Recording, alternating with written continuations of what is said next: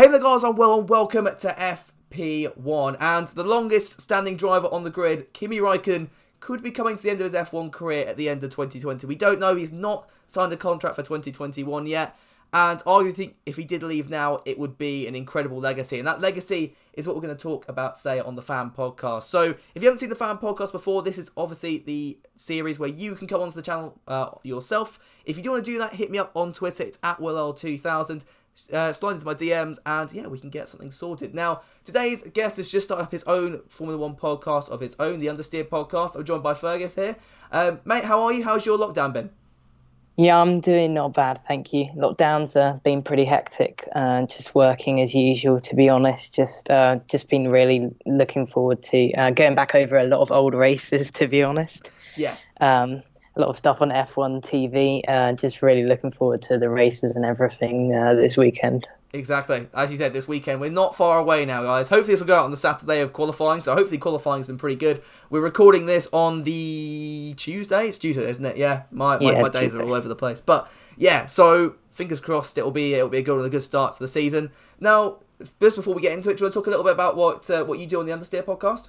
So I've been a fan of Formula 1 for a long time, and I just want to talk about Formula 1, different aspects of Formula 1 with, just everyone. So at the time of recording, we have our first episode out, and we talked about e-racing in our first episode and the explosion of that over lockdown, which was with an e-racer, which was pretty interesting. So if you want to have a look at that, I'd be really appreciate it if you could check us out on YouTube. Cool. And all links that will be down in the description below. So if you want to check Fergus out, look down there. So, yeah, we're going to talk about Kimi Raikkonen. I believe you've been a bit of a Kimi fan, if I'm not wrong. What kind of got you into? Yeah. What kind of got you into supporting Kimi, and when did you start supporting him? So I've been following Kimi for maybe 5 or 6 years. I really like him because to Kimi, he's a bit of the last of an old generation of drivers. To Kimi, a spade is a spade. He says what he thinks, really, as you can tell by the countless montages of Kimi Raikkonen funny press moments on YouTube. I think he's also maybe slightly underrated as a racer as well. I think he's a fantastic racer, maybe being shadowed by a lot of the time in teams. He's had to play number 2 to Vettel, Alonso, those kind of people. But he has got a championship of his own, which I think thoroughly deserved for a driver of his caliber.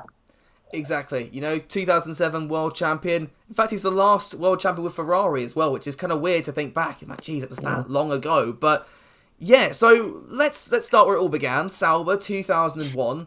He comes into the sport, and within a year, he's signing for McLaren. So so he was. Go on. Sorry. That's all right. I was just going to say that he was given a test with the Sauber Formula 1 team in September 2000 at Mugello, which we could potentially see this year in the calendar. On the second day of the test, Raikkonen actually lapped half a second quicker than the regular driver, Diniz. Sauber had actually kept the news of his test quiet to distract potential competitors. Internally actually referring to Raikkonen as Eskimo. I have no idea what that means. And then after further tests in Jerez and Barcelona, Sauber signed Raikkonen for the 2001 season, as you mentioned. Yeah, and he finished 10th in that season. Like, it was not a bad season at all. 9 points in the Sauber. Go on. He's always been a really consistent driver, and as you said, 9 points in the Sauber is pretty brilliant, especially if I don't think it was that great a car at that time. Yeah, this was back in the Red Bull Sauber days. It was before they got their BMW backing, which wouldn't have come till about 2005, I want to say off the top of my head. Yeah. So yeah, 10th in the Sauber was massive. And you know what? Very soon after, he was signed up to McLaren, where he spent a long time in his career. Should have picked up a couple 4 years. Should have picked up a couple of world championships. Just came so close in 2003 and then 2005 again. That McLaren period, though, it was so important for Kimi, and it really set him up as one of the drivers to look out for in the future. This guy was rapid back in the day. So he came into McLaren to replace fellow countryman Mika Hakkinen. He was actually it was either him or Nick Heidfeld at the time. who was actually heavily influenced by Hakkinen, and he repeatedly told Ron Dennis, "If you want to win, get the fin," which I think is quite funny. In his first year, he scored a third-place podium finish in his actual first race with McLaren in the 2002 Australian Grand Prix, but they did suffer from many reliability issues, which happened a lot over his time in McLaren. Many engine failures in 2002, but he did manage to score 24 points and 4 podiums over the course of the season, and he held his own against his teammate David Coulthard, a fellow Scotsman. Raikkonen did also come close to winning his first Grand Prix in France, but he, unfortunately for him, went off the track at the Adelaide hairpin, just with a few laps to go in the race, because I think the track was slippy from oil from an engine of a Toyota on the circuit, if I remember correctly. Of course, in 2002, to be fair, getting a podium in this first race for a brand new team is no easy feat, It's not many drivers have managed it. I'm trying to think back. Obviously, Danny Rick should have done it back in 2014. Verstappen obviously won in Spain, yeah. So, P6 in the championship, not bad for your first year in McLaren, especially since that car wasn't particularly brilliant. Going on to 2003, though, and this was kind of where things really started to pick up. He picked up his first win in the sport as well. Put that alongside 2 pole positions, his first 2 pole positions in Formula 1. Yeah. And stepping up from, 4 podiums to 10 podiums, 24 points in 2002 to 91 when you get to 2003. And this was his first, I guess, proper title challenge, you could say. When he became a real challenger, that sort of time. And face off against the great Michael Schumacher. 2003, though, Ferrari were very, very quick. They had a dominant car. Not quite as dominant, say, 2001 or 2004, but Ferrari were rapid back then. Very quick, yeah. Also, interestingly enough, in 2003, his second race win the race was actually stopped on lap 53, and he was actually just declared the winner straight away. But then a week later, it actually emerged that Fisichella was on lap 56 when the race stopped. So the winner, it was a bit controversial how the winner was decided, but it was decided at lap 54. So it actually went to Fisichella with Raikkonen second. So his second win didn't really stand for that long. Yeah, of course, it was it Brazil? And then you had the 2 big crashes from Alonso and Webber, which I think triggered those red flags and triggered that whole incident. You wouldn't really see that nowadays. It's kind of crazy to think we've had an incident like that in the 21st century. You'd think, you'd see something more like that back in the 90s or even before that, really. But yeah, 2004 wasn't the best year. That was the year where Ferrari really were quick. And that F2004, I think I've read something somewhere that Ferrari were shocked it was even quicker than they thought it was going to be. So that was always going to be a bit of a tricky year. 7th in the championship, not a great one. Yeah, he did finish behind Coulthard in the new MP4 19B. Maybe not the best display of, or maybe not the best year of Kimi's, but 7th is not awful. It's not awful. Yeah, and you got to think back. This was a very competitive time in Formula 1. 2004, the Williams were still there. Ferrari was in McLaren. Renault was starting to kind of make their resurgence back then. I think they picked up a couple of wins in 04 with was it Alonso and Fizzy or Alonso and Trulli? I'm trying to remember what the second driver was over there. But yeah, was it Fizzy? He's either Fizzy or Trulli. I can't remember which one it was because Fisichella came in. Did he come in 2005? I'm trying to remember now. But those Renaults, either way, they were absolutely rapid. 2005 though, that was the year really McLaren had their chance, and Ferrari were struggling. They hadn't had the best car.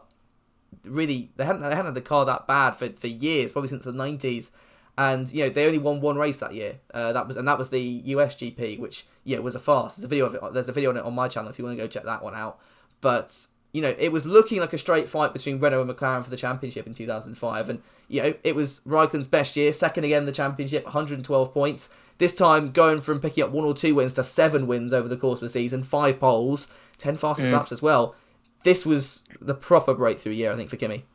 Again, though, the car did have a couple of issues with this year. The car was reported to be too soft on its Michelin tyres, with the actual result that it was not generating enough heat to post competitive qualifying times, which was a bit of a problem throughout the season. So that he could actually only manage. He could only manage in his first 3 races. His best result was 6th, so he was a bit He had a bit of a poor start to the season in 2005. He was able to bring it back though. Like I said, 112 points is very, very good. So second only to, of course, Fernando Alonso that year.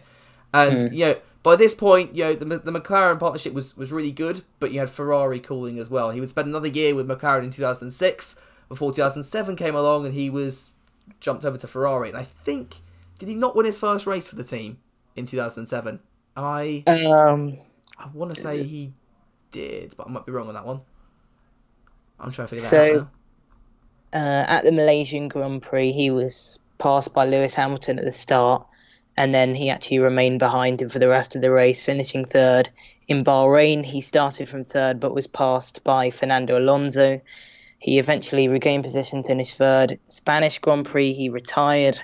Monaco Grand Prix, Raikkonen crashed in qualifying.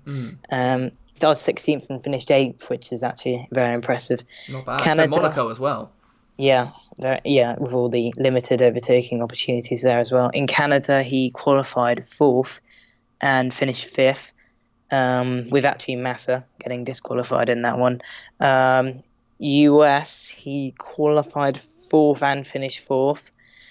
France, he qualified 3rd. He did overtake Hamilton at the first corner of the race behind, and then Massa overtook him in the round of pit stops, so I think he finished 3rd there. European Grand Prix captured his 2nd pole of the season, but he had to retire. Hungary, he qualified in 4th, so it's kind of a bit of it's a bit of a pattern where he's reliability issues and just kind of 2nd, 3rd, and 4th sort of around the season. I've just checked it. Yeah, he did win in Australia though. So the first round of the season, he did win it. Yeah. Now, this was a bit of a weird year for Kimi because he wasn't looking like that championship challenger really. He was kind of looking at maybe an outside bet, but even coming into the last race, he was the underdog. Yeah, he was a dark horse. He was, I think, 3rd going in, and he needed the other 2 drivers. It was obviously Alonso and Hamilton that were fighting for it that year to really have an absolute mess of a race, and they did in the end, and Kimi ends up going home winning and taking the championship, and that was his only championship. He got there, it was not luck at all, like it was an incredible, turn of events. No one really expected it. Yeah, it was a finesse, and had Hamilton maybe not messed up in China, we might not be seeing that. An interesting question just to pose to you now: had Kimi not won this championship, would he be back in the sport? Would he still be in the sport now, do you think? I think he would still be in the sport because he would have come back more hungry than ever, maybe possibly, to get the championship, because I'm sure that was Kimi's aim. Maybe, yeah. That's a good point. I still think that he would still be there. But interestingly enough, actually, he was confirmed as champion, but then McLaren actually appealed against the decision of the final race, but the FIA Court of Appeal rejected their appeal, which confirming Raikkonen is the champion in somewhat strange circumstances. I didn't actually know that bit. So it's well, again, am I surprised that Ron Dennis complained? Maybe not. But I mean, it's interesting. Coming back, had he not won it in 2017, he might have won it again. Really, the only year for that would have been 2008. Obviously, coming back, finishing 3rd. Before, Ferrari start to really take their downturn. Ferrari could have really won the championship in 2008. They came so close. Obviously, Hamilton pipping Massa on the final corner. I think, Kimi, I remember that year he made, obviously, a mistake towards the end of the Belgium GP. And also, I think he crashed out of the Singapore round as well, which I think basically ended his hopes of a title challenge. Still, he picked up 2 wins in 2008. Not too bad. 2 poles and 9 podiums. So it was still quite a consistent year. So you've got to give him that. But, like I said, 2009 was where things start to go downhill. Not necessarily in Kimi's driving ability. Obviously, still picked up a win at the Belgium GP in 2009. But that Ferrari car, this is where I kind of come into my element. That aero was not brilliant. They did not really switch over to the new set of regulations, as well as, say, someone like Red Bull or Haas. They didn't adapt at all. 2009... There was also rumours flying about that Kimi could have moved to Red Bull, and that was also floating about even by 2010 as well. How could that have changed his career? Do you think Kimi would have still won titles had he moved to Red Bull? I think that he was probably right to stay at Ferrari because I'm pretty sure Sebastian Vettel, was he in a Toro Rosso at that time? Yeah, so he ends up stepping up instead in 2009. I think honestly, if Yeah, Vettel hadn't won that race in Italy, I we think they could could have have seen Kimi going. I think Kimi would Um, even be a bit more likely. I'm not I think that would have been interesting whether, say, Red Bull would have chosen Kimi or Webber That's a good as shout as their number well. one driver, or Vettel and Kimi. I'm not sure. It's kind of a tricky one because in my mind, I don't really see Red Bull choosing Kimi as the first driver because sometimes I feel like he's maybe quite a good second driver. He's not usually one to argue with letting people past anyway, Yeah, as far as I'm aware. yeah, for sure. And I think it would have been go back to the time as well. 2008 when this decision would have been being made. Red Bull were not the dominant force that we'd seen from that we saw from 2010 to 2013 yet. They weren't there at all. They were still this kind of midfield team, picking up the odd podium here and there, but the safe option would be to stay with Ferrari, and if Ferrari were going to hold on to him, that's fine. Now, in the end, obviously with hindsight, with that Ferrari effectively kind of forced him out for the rise of Fernando Alonso.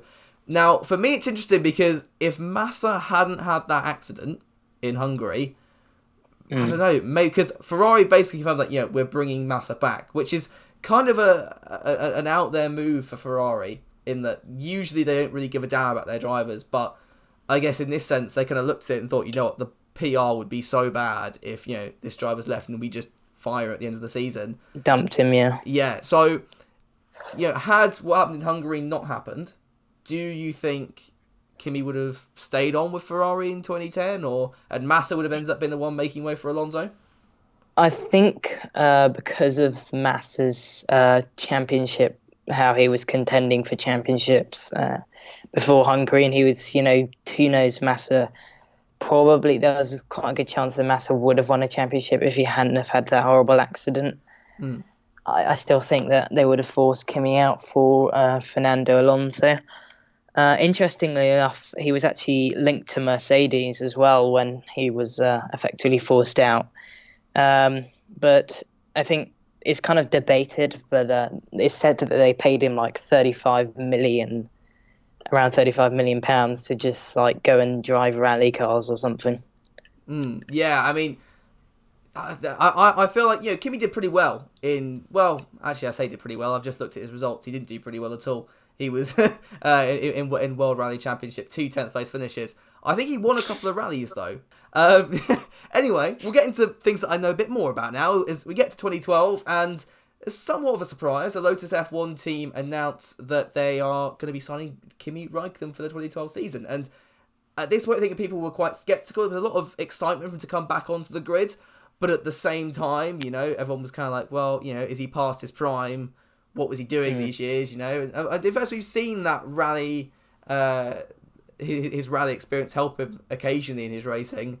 Since I think there was one incident in a few, I think it was 2017 or 2016, we were stuck in the gravel and he could using his rallying ability to kind of get it out and not get the car beached. But he came back and it took to the end of the season in Abu Dhabi, but he won a race, and this was my first proper memory of Kimi because I was very young watching the sport back in the early 2000s. Then I took a break until 2010. So when Kimi Raikkonen came back in 2012, I was like, oh, who's this guy? The name rings a bell, but I can't quite place where. The start of the season was kind of underwhelming, just looking at the stats now. I mean, he had 7 podiums, which isn't too bad. And remember that Lotus car was not really a front running car at all, but more of a midfield. Yeah, it was kind of again, we're still not quite at the point where the field was so divided, but it was a lot closer together at that point, and teams like Lotus or Force India could still grab the odd podium here and there. Now, obviously one of the most iconic races I think of his career was that round in Abu Dhabi. The whole "leave me alone, I know what I'm doing."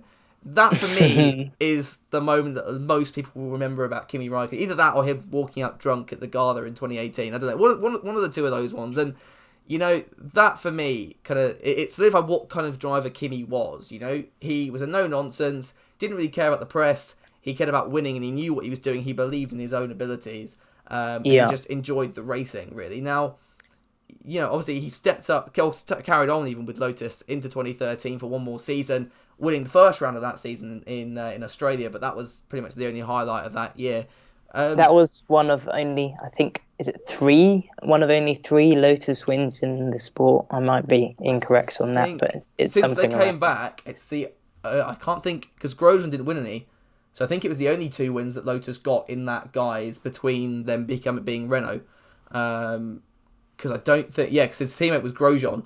And then they had Maldonado and Grosjean, and neither of them won a race for that was a what a lineup. pairing that was. Yeah, the Lotus 2014 season is one that I've got to cover at some point. But 2014, the start of the new turbo hybrid era, he got out of Lotus arguably at the right time. They replaced it with Maldonado, and that was when the team really started going downhill. They had that Renault power unit, which wasn't great, and the Lotus 2014 car, it would get this video demonetized if I showed it. I think it's that bad, but.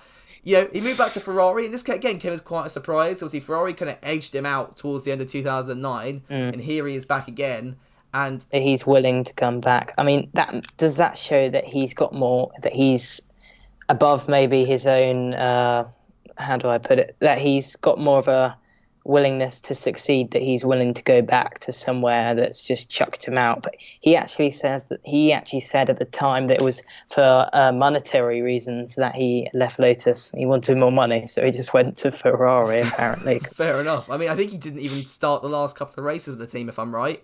He only started 17 of the races, so the last 2 or 3, he was like, I've had enough, you're not paying me enough. He got out of his contract. I vaguely remember that. It was around the USGP that came out. He was a week before the US GP and was replaced by Kovalainen. I think I'm correct. Good old Kovalainen. I miss Kovalainen in the sport, but hey ho. Ferrari, and sadly this was the wrong time to join Ferrari, because at 2013 they looked quick. They were kind of showing maybe early signs of a downward spiral, but we couldn't really predict it at that point. And 2014, obviously we saw the rise of Mercedes, and in the hybrid era. Yeah, exactly. And you've got a feel from here. It was not a great season. He did get a fastest lap, I believe. I think it was at Hungary, but I might be wrong. I'm trying to remember where that fastest lap was. But I think Kimi, he didn't really complain as much as Alonso did. Obviously, Alonso was very outspoken about how bad that Ferrari was. But Kimi, not so much. He kind of just got on with the job in hand, and that was it. That 2014 season, though, I think really, if you think before this, he was paired up with Grosjean at Lotus, and he was performing consistently better than Grosjean over the course of those 2 years together. However, then when he was chucked with someone of the caliber like Alonso, it's a bit difficult, and people start to realize, like, okay, he's not really in his prime anymore, and it's a shame to say that, because I really do like Kimi, and he still brought some brilliant moments, but at that point, he was kind of solidifying himself as the number 2 driver in that team. Yeah. What are your opinions on that one? Well, a couple of things to mention, actually, about Kimi. He's always been, I think, someone who's always able to get the best out of a car, even if it's maybe not the fastest.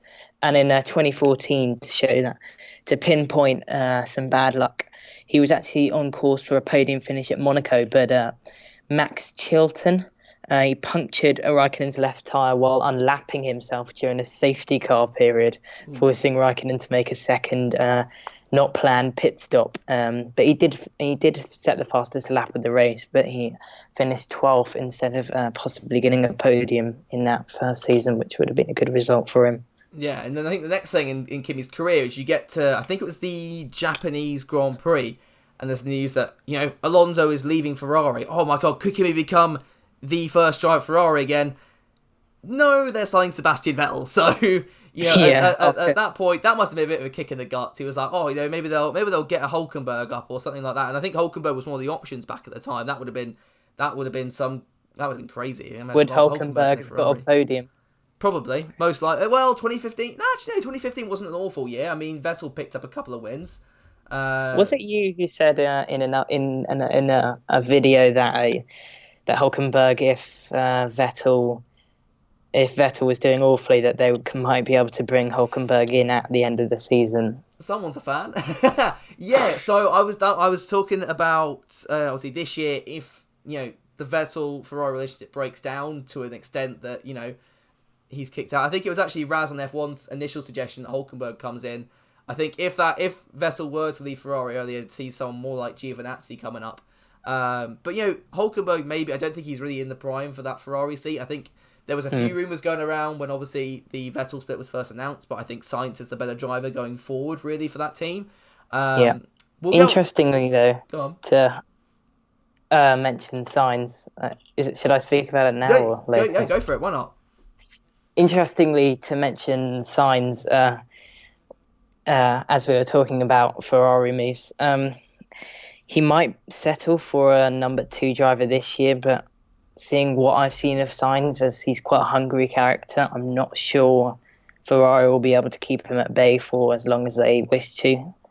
Yeah. And we might end up seeing another Vettel-Leclerc situation. I think you're right. I was talking to a few other content creators today, and they were saying, you know what, Sainz is massively underrated, and people haven't because of whether it's deliberate or not. He's not been shown on the cameras as much.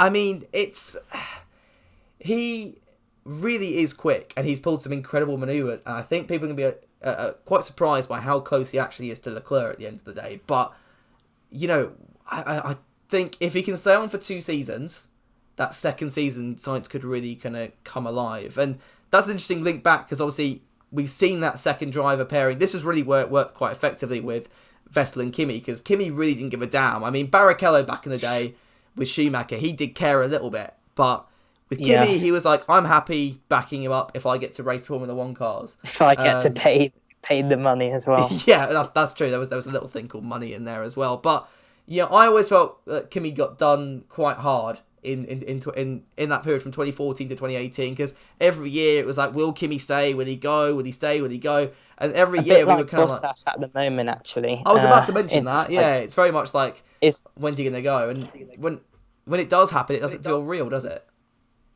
I think the pressure on Bottas, the thing, is pretty unfair, because didn't he finish second in the championship last season?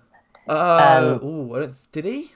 Did he finish second? It was second. It was second, maybe the last season or the year before. Yeah, there was one year he finished second. I don't think it was.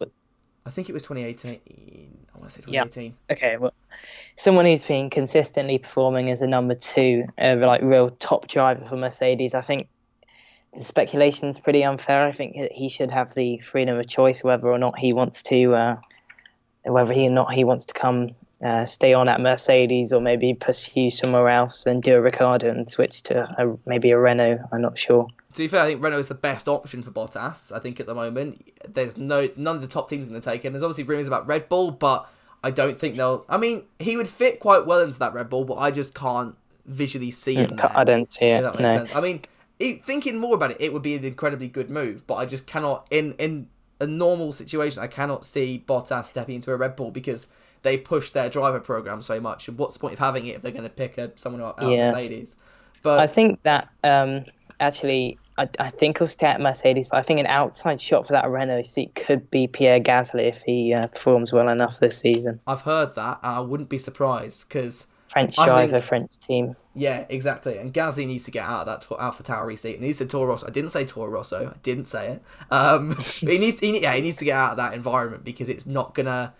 It's just not gonna. It's not positive. And we've seen from Drive to Survive. I don't know if you've seen season 2. They were so negative about Pierre, and they really did do him dirty. I'm sorry, but when they said when they were doing the photo shoots for Albon, they said replace you with this object, I think Horner was pretty two-faced with Gasly. He was like patting his back with Gasly, but on camera he's like, nah, he's rubbish. Yeah, exactly. It's a shame. But let's go back to Kimi, and I'm going to jump to 2018 now. And I think 2018, for me, was a bit of a weird one, because I think it was his best season with Ferrari. Obviously, he picked up that race win in Austin, and I think he really deserved that. He needed that. And nearly won in Italy as well. And I think that was the weekend where Charles Leclerc was announced as the 2019 Ferrari driver. Yeah. Now, for me, I think this was, if you look at, especially 2016, 2017, did Kimi deserve to stay on? Not really. 2018 was the year I thought, you know what, Kimi does to stay on. He deserves to stay on as a Ferrari driver for at least another year. But you had the rise of Charles Leclerc. Yeah. And I remember thinking back, there were rumours that Leclerc might go to Haas for a year, which could have worked. And I guess, looking back, we know moving forward was the right decision.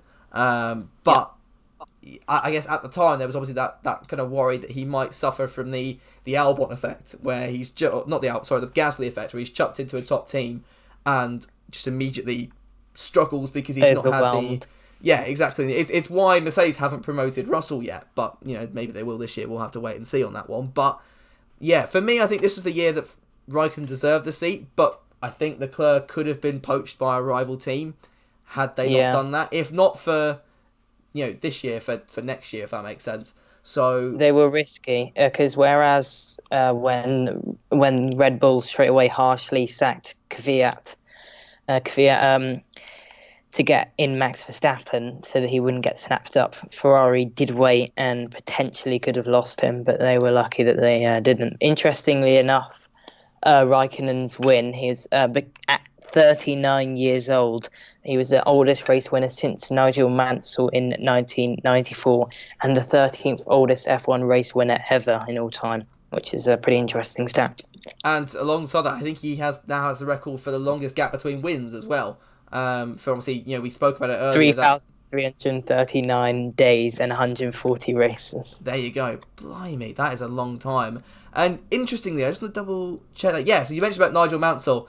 Back at his first race for Ferrari, he ended up being the first driver since Nigel Mansell to win his first Grand Prix with Ferrari. Race, which is quite a nice poetic stat in a way. But anyway, we know Leclerc came in. It was a risk on, I guess, multiple fronts in that, he's young.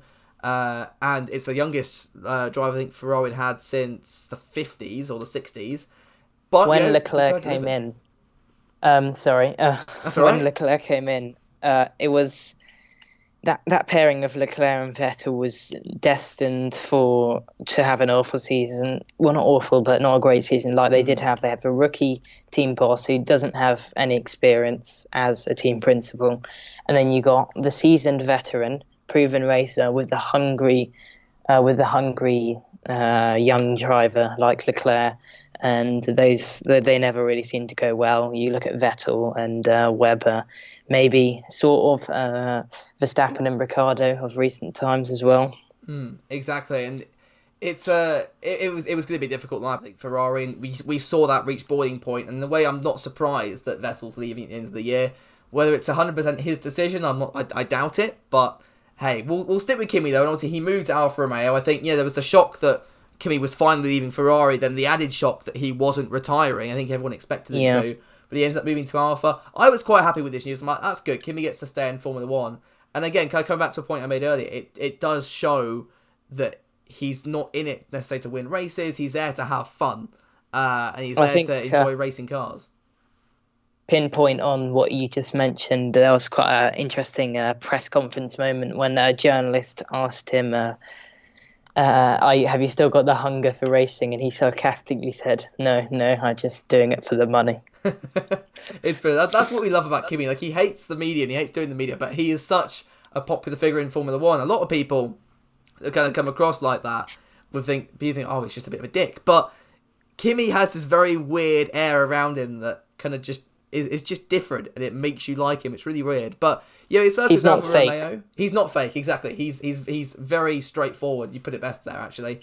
He's very straightforward. He doesn't care what people think of him. He's just there to do his job and to make a lot of money, as you said. But Alfa Romeo, his first season with them last year was not too bad. We weren't expecting that car to be fighting up at the championship positions, but he nearly got a podium in Brazil, and I think he was running third or second at some point during that crazy German Grand Prix as well.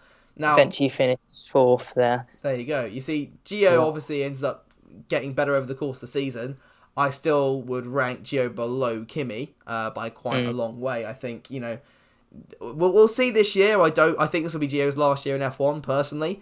It's going to depend very much on what the Kimi amount does. of Ferrari drivers that Giovinazzi's got a lot of Ferrari Academy drivers breathing down his neck.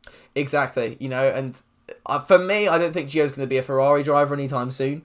I think unless one of the drivers can't race, they won't put him on there. I think for me, it's going to be either Schwartzman or Schumacher or maybe Armstrong. We'll see how that goes. I feel like they haven't got as much backing behind Armstrong as they do the other two, but we'll kind of have to wait and see on that one. But, I think this brings on to quite a good point. Obviously, it's what I introduced the video with. 2020, last year of that Alfa Romeo contract. Is this going to be it for Kimi, do you think, or could we see him in there for another couple of years? At his age now, what is he? Is he 41 at the moment? 41, yeah, something like that. Yeah, that sort of age. I think it might be. It's an interesting one. Would he still be valuable to keep on as a test driver because of the amount of knowledge that he has in Formula One cars? Would that be an option, or I don't really, unfortunately, see him carrying on, especially with Alpha becoming more and more of a Ferrari B team. And if we look at all the Ferrari options out there, Schumacher, all those kind of people, unfortunately, I don't see his contract being renewed, especially not this. If it does, it will only be for a year.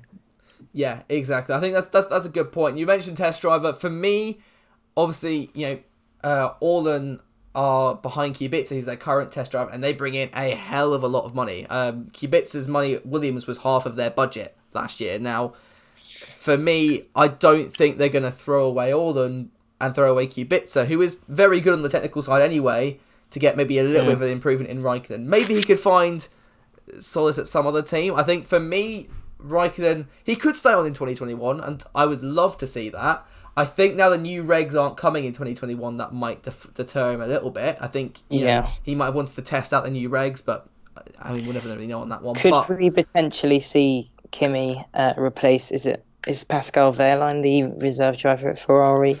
That's a good point, because you're right, Wehrlein is at Ferrari. Now, we don't know what Wehrlein's doing yet, which could be interesting. I do wonder if part of the reason he's lost his Formula E seat as well, Wehrlein, recently. I don't think he necessarily lost it. I think he surprised Mahindra in saying that he's just not going to an agreement anymore with the contract.